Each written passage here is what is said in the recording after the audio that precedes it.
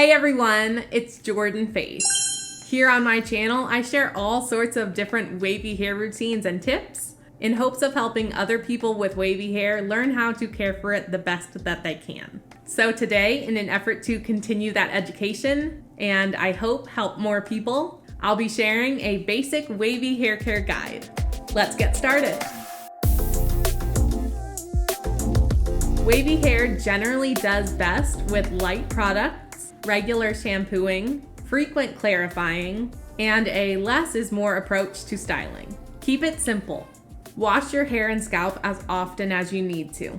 There are no awards for going 7+ days between washes, although that's fine if that's what works for you. If your scalp is itchy or greasy or your hair feels weighed down and producty, go ahead and wash.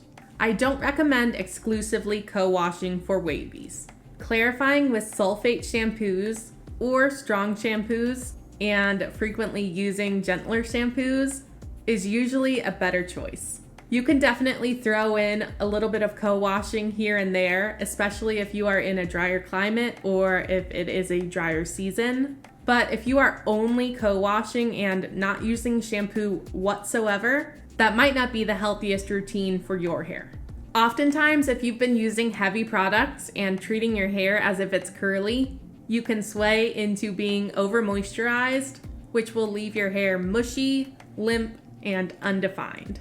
The best first step to fixing this is clarifying with a strong shampoo. After clarifying, you'll also want to probably look into incorporating more protein and less heavy ingredients into your routine. We'll touch on that a little bit more later. Wavy hair does benefit from taking time to marry your conditioner with your water so that it can really do its job on your hair. As long as the conditioner you're using isn't too heavy, this shouldn't cause any issues for you. But if your hair feels properly hydrated and just fine with just sliding the conditioner on and rinsing it off, by all means, do that. People with wavy hair like myself can also usually just use any normal shampoo or conditioner. You don't specifically have to get one that says curly or wavy. And sometimes if you choose one that says curly hair or natural hair, those could end up being too heavy for you. Some of the best choices for styling products for styling hair like mine are mousses, foams, lightweight gels, and volumizing or texturizing sprays. Typically, it's best to avoid products heavy in butters and oils, raw butters and oils, smoothies, custards, puddings, and curl creams. There are, of course, exceptions to these generalizations, but in general, wavy hair will need the lightest products out of the wavy, curly, and coily hair types. You can apply your styling products on wet or damp hair, or both, depending on your preference. Typically, wet styling will give more definition and damp styling will allow for more volume. Feel free to brush style if that is your thing and if you are coordinated enough to do so. But remember that the more you manipulate your pattern during styling, usually the more quickly it will fall back to its natural pattern after styling. This is why you'll often see wavies asking for help, wondering why their hair is flattening out as the days pass after styling. Plopping is something that is utilized by a lot of wavies to help remove a little bit of water from the hair and help set the style. Plopping is done by lowering your hair accordion style onto a drying fabric of your choice and securing that fabric around your head, usually for about 10 to 30 minutes. I wouldn't recommend doing any longer than 30 minutes. Having your wet hair wrapped up in a now wet cloth can actually make it take longer to dry if you're keeping it on for hours on end because it's not exposed to the air. And it can also lead to scalp issues and potentially over moisturize your hair. I prefer micro plopping, which is taking that drying fabric of your choice and draping it over your hands and gently scooping up your hair and squeezing your fists to remove water. This also enhances your pattern and it usually allows you to remove more water than plopping does. This can be done before or after adding product or both. Again, that will be your personal preference. You can choose to diffuse your hair or air dry. Diffusing usually gives wavies more bounce because it's fighting against gravity that wants to pull your waves down. And of course, it dries your hair faster, so the length of your hair and the water weight in your hair doesn't have as much time to elongate it. But air drying can give amazing results as well. If you want a little bit more volume from air drying, you can always try root clipping. I have actually never properly tried that because I don't have the right kind of clips, but maybe I will eventually get them and try it. Ultimately, it's going to be your decision and you'll have to figure out what works for you and your lifestyle and whatever you like best. Scrunching out the crunch with oil is usually not the best option for wavies because it can really weigh your hair down. But especially if you have higher porosity or more coarse hair, it might not be completely off the table, although a serum might be a better choice than an oil.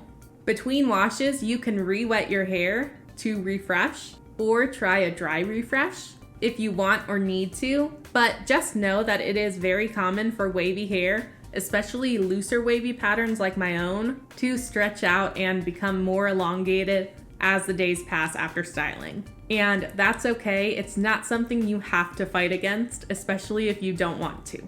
Another great way to refresh is with a steamer, either a facial steamer or a clothing steamer, although please be cautious with the temperature if you try to use a clothing steamer because they get a lot hotter, so you don't want to cause any damage to your hair or your face. You could also steam refresh by just steaming up the room with your shower.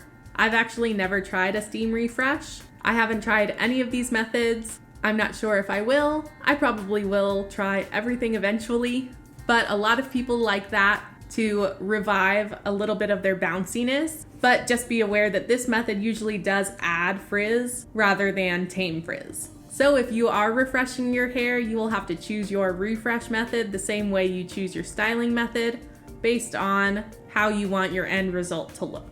The steam method usually works great for people whose hair really likes humidity. You might need or want to apply extra product while you refresh, but you might also be able to just use water to reactivate the product that is already in your hair, which can help you not have to load on the product and end up with buildup or weighed down hair. If your pattern is loose enough and or you like the way that it looks, and you don't notice any tearing or breakage, you can dry brush your hair between washes. Dry brushing, don't tell the curly girl method. Lots of wavies like to wear their hair styled for the first day or two and then brush it out and wear it like that until the next wash. You could also brush it out and then braid it, which would help reduce tangling and would give you a cute little braided crimpy look. Other options are things like robe curls and sock curls. Don't feel like you're trapped in a box and you only have the option to wet down your hair and re-scrunch in product. There are other things that you can do. And again, like I said earlier, if you want to wash or you feel like you need to wash, just wash again. Making sure your waves have a good protein-moisture balance is also really important because your hair needs that structure from protein so that it doesn't go limp and stretched out. Protein, my good old friend. And of course it needs moisture so that it doesn't get super dried out and brittle. I also want to remind you that protein and moisture are not opposites. They won't automatically negate each other. And oftentimes very heavy products will have protein. So if you're using those wondering why your hair is weighed down, even though protein is supposed to help fix over moisturized hair, it's probably because the protein product you're using is too heavy, or you're not clarifying frequently enough or with a strong enough shampoo. You can watch this video for a little more info on protein moisture balance. For sleep protection, you can do a loose high ponytail or high bun on the top of your head. You can sleep with a satin pillowcase or satin scarf over your pillow, which is what I do, and I just leave my hair loose. You can wear a bonnet. You can wrap your hair in a silk or satin scarf. You could choose to do French braids or Dutch braids. Again, this depends on your preference and what's comfortable for you. Sleeping on satin rather than cotton helps reduce friction, and it helps your cotton pillowcase not soak up too much moisture from your hair, leaving it dry and frizzy in the morning. And it can reduce tangling as well. Medusa clipping is also an option for those with shorter hair. I've never tried that. I don't think my hair has ever been short enough to really try it, but I'll put a video showing the process in the description. If you want to see some of my favorite wavy hair products, you can check out this video. And if you have any specific questions that I didn't cover, please leave them in the comments and I will do my best to quickly answer them. I hope this was really easy for you to follow and really helpful for you. I love that I'm able to make these videos and help people learn more about their hair and feel happy with it.